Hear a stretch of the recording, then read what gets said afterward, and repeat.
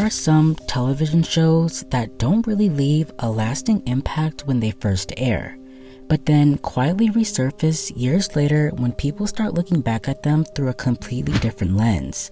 The Haunted Hathaways is one of those shows, because while it originally felt like just another lighthearted Nickelodeon sitcom, it has slowly become something people revisit with a very different perspective than what they had when it was first airing. At its core, the show followed a fairly simple idea.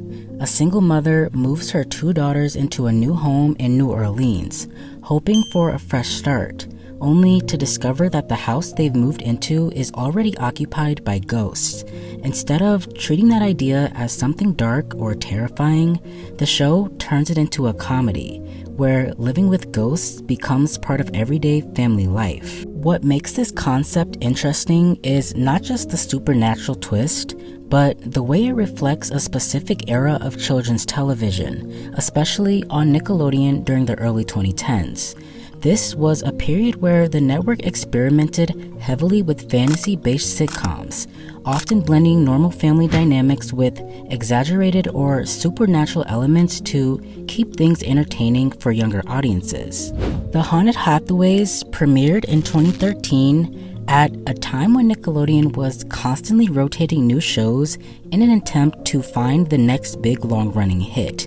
It ran until 2015, completing 2 seasons and a total of 47 episodes, which placed it firmly in that middle category of shows that were known but never fully defined the network. Unlike some of Nickelodeon's bigger franchises, this show didn't receive a major finale or a heavily promoted ending.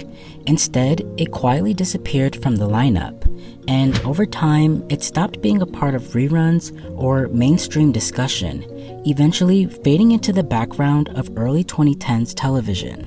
At the center of the series was the Hathaway family, led by Michelle Hathaway. Her character served as the grounding presence in an otherwise completely chaotic environment, trying to raise her children while adjusting to the reality that their new home was far from normal. Her older daughter, Taylor Hathaway, who was played by Amber Frank, was one of the central characters audiences followed most closely. Taylor's personality was more responsible and cautious, and she often found herself reacting to situations that were far outside of the normal teenage experience. The younger sister, Frankie Hathaway, played by Brianna Yeedy, brought a very different energy to the show. She was more curious, more impulsive, and more often willing to engage with the supernatural elements rather than fear them, which created a natural contrast between the two siblings. But the true identity of the show wasn't just defined by the Hathaway family. What made the premise work was the fact that they were not alone in the house, and the supernatural residents were not distant or mysterious forces. They were active participants in the household itself. The first of these ghosts was Louis Preston, played by Benjamin Flores Jr., who quickly became one of the most chaotic and energetic parts of the series. Louis' personality leaned heavily into mischief, often using his abilities to possess people or manipulate situations simply because he found it entertaining. The second ghost in the family was Miles Preston, played by Curtis Harris, who served as the calmer and more rational counterpart to Louis.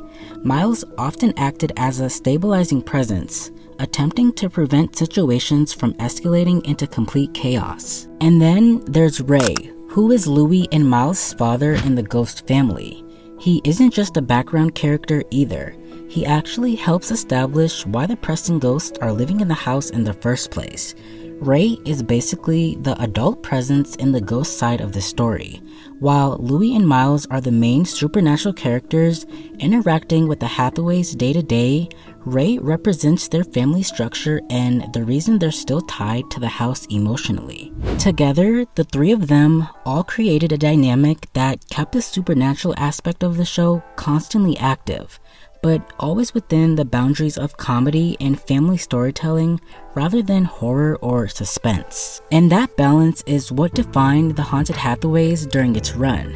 It took something that could have easily been framed as frightening and instead turned it into something almost routine, where ghosts were simply part of everyday life. However, even though the show developed a recognizable identity during its run, it never reached the level of success that would guarantee long-term continuation. It remained a moderately popular series, appreciated by its audience, but never a defining hit for the network.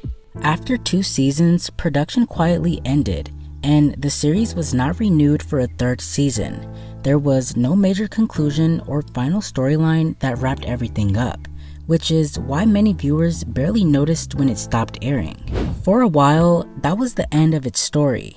It existed as a short-lived Nickelodeon sitcom that people occasionally remembered but rarely discussed.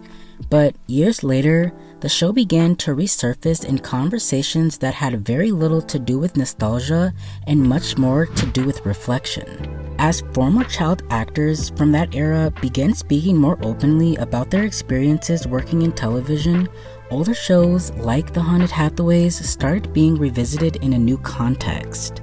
It was during this broader wave of reflection that Amber Frank, who had played Taylor Hathaway, shared comments about her time on the show and what it was like working on a set as a young actor. Her remarks were not about the storyline of the show itself, but rather her personal recollections of her experiences during production, which she described in a way that reflected discomfort when looking back on certain aspects of that period. What made her comments spread further wasn't just the details itself, but the broader emotional tone behind them. The idea of looking back at childhood work experiences and realizing years later that certain things felt different than they did at the time. The show that once existed purely as light entertainment suddenly becomes part of a larger conversation about what working environments were like behind the scenes of children's television at that time. And while the on-screen version of The Haunted Hathaways remains unchanged, a comedic story about a family and their ghost roommates, the way people interpret it today has clearly shifted. It is no longer viewed only as a forgotten sitcom from Nickelodeon's early 2010s lineup, but also as part of a broader cultural reflection on the entertainment industry at that time.